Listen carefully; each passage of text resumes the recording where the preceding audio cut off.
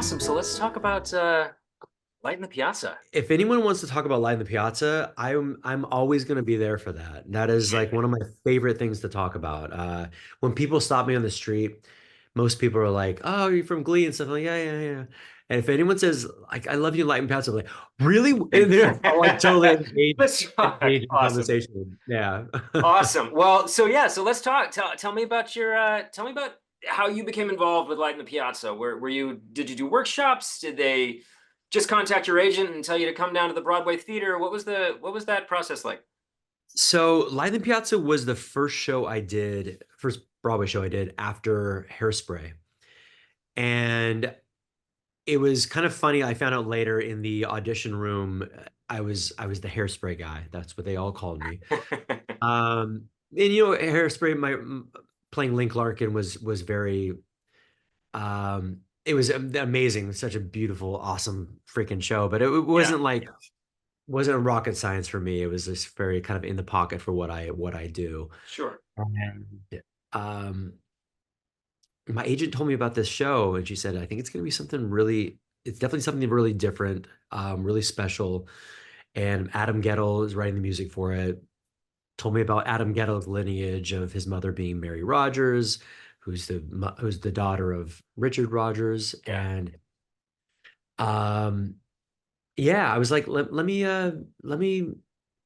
just go in and see what happens and stuff. And I went in. I think I sang "On the Street Where You Live." Perfect. And when I went out, they were like, "We were really want to see more of you, and we would like you to learn some music from the show." And so I learned La Passeggiata and a little bit of because it was still kind of being written of Il Mondo Era Vuoto, Mhm. and it was. I was like, "Whoa, this is pretty intense." I don't know, and that was the moment I was like, "I don't think I'm going to be doing this show," just Mm. because I didn't Because it think I felt was like a right. stretch. Felt like It was a stretch, and also it was like I don't feel like I look like an young Italian man. I think the curly hair kind of helped a little bit, but yeah, for sure. yeah, I was like, I don't think I'll get cast in this thing, and then it just kind of kept going, and then we got like I did like two more auditions, and then they wanted me to go to what was it, Dirty Rotten Scoundrels in between shows because Ted Sperling, the music director, was doing that show, and I worked with him for like an hour and a half in between their matinee Oh my and gosh. evening production, and we just had a really good rapport. And then my final callback, I was in there with Kelly O'Hara Yeah. and Bart Scher, the director. He had me sing Passeggiata, but he had me chase her around the room. So she was just like running around in a circle, and I was just Oh chasing my her, singing the gosh. song, like pleading to her. And it was like Wow. I left that audition was like that was weird, and I had no idea. I was like, I still don't think I'm gonna get this thing. Yeah. And I ended up getting it, Yeah. and then that was the end of my life because I I as soon as I went into rehearsal for that, well, just even before rehearsal started, I found out I had to kind of like retrain my voice to sing more operatic. I was going to ask about learning this show. I mean, it's so difficult. The music, it's so rangy and it's so yeah, tell me. Yeah, so I just I kind of like a pop musical theater voice, and this show definitely called for something else. Mhm. And I I I got together with a guy from the show. His name is Glenn Seven Allen, and he is a vocal coach, but also he was in the show, but he comes from the opera world.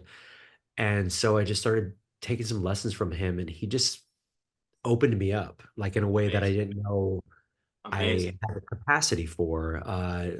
Mostly just opening my mouth, but also just like really digging in on the breathing techniques and Yeah. stuff. And Yeah. yeah, it was quite an experience and really powerful to feel that new sound coming from my body. And then I had to learn Italian. Not really learn Italian, but I really wanted to take a crash course into the language Yeah. and get it right. And this show is set in Florence, Right. Florentines have such a different dialect than anywhere else in Italy in Italy. Wait, Um, I want to pause you. Tell me a little bit about that because we were working through Aiutami mhm. last night. On the cast recording, you say Aiutami, Aiutami. It sounds to my ear. It's written Aiutami, and our Italian teacher said it's me, it's me. Is that Florentine or is that because it rhymes with catastrophe before it? Is that or is that just how it evolved? What it evolved into? I can't answer that specifically because I don't know, but I think that's what it kind of evolved into. But it is Ayutami. Okay. But Ayutami, Ayutami. You know, it's like Justin Timberlake. It's gonna be May. Yeah. You just kind of make it a new word. No. Yeah, yeah, yeah. That's a Yeah, very specific, weedy question for me to ask, but it's just because it's no, frustrating. no. So you can get it right for the show. But for me, it was more like when you hear words like "I'm sorry" in Italian is "mi dispiace," Hmm. but in Florentine accent, it's "mi dispiace." It's like it's just everything's more subtle and more Mm. like I don't want to say feminine, but it's just like it's got this subtlety to it. It's I just heard that. Yeah, yeah, yeah. So really diving into the Florentine accent, and it was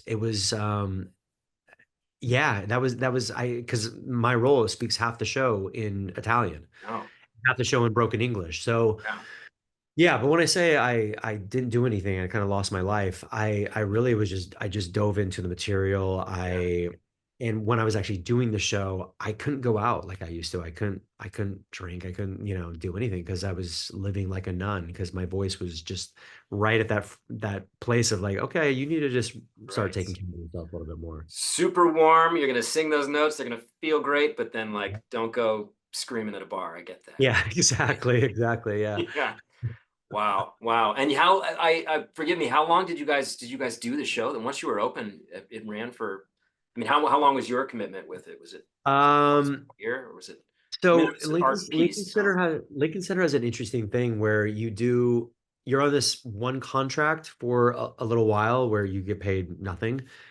And then they move you into a production contract, which was much better. But my time on the show, I did it for less than a year. I did it for I think okay. 9 or 10 months. Okay. It's a Because lot I of got a performances though.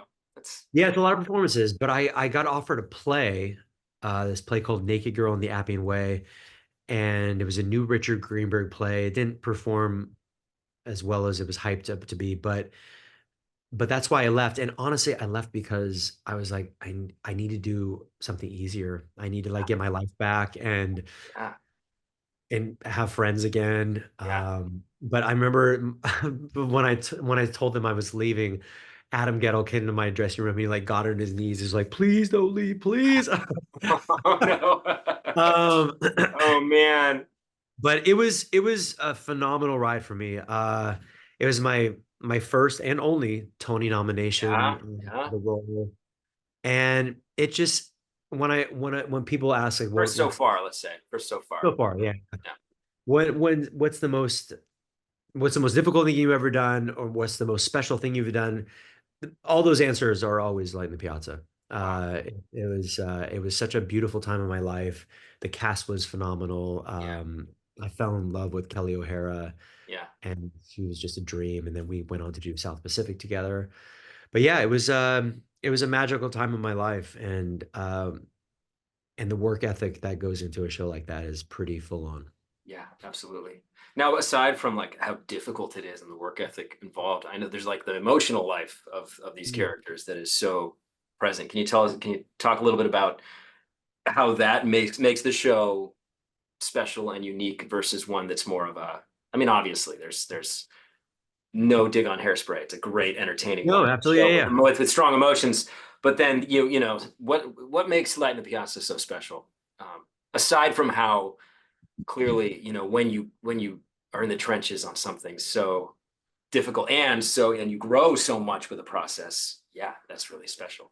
Um, well, it was a big conversation. I remember at the beginning of basically speaking a lot of the show in Italian and wondering if the audience is going to understand any of this. mhm. And that was a like we're like, do we need subtitles? Like how do we get this across? And Right, like at the opera, they do like the super titles for the show. exactly.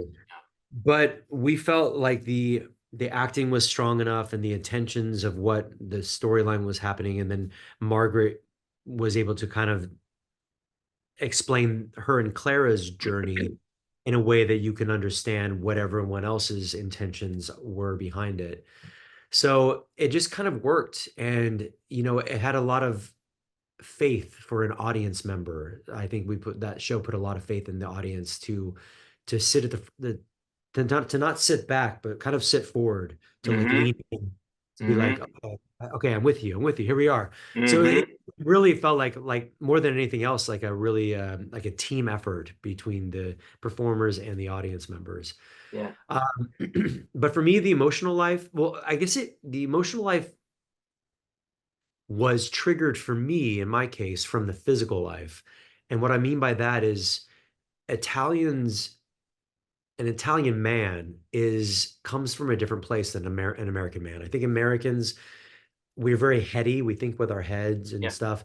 Italians think with their crotches. I mean, they're very just like they Yeah. swing. Yeah. Yeah, yeah. I get I don't know who's it. seeing this little recording, but yeah, they're it's very, and that's how they walk, and that's it. That's the whole bravado is all, Right. you know, in that region, and it changed so much for me physically of how this guy walks into a room and how he sees things, but also when he falls in love, he has this thing of his that all being taken away in a way that Yeah.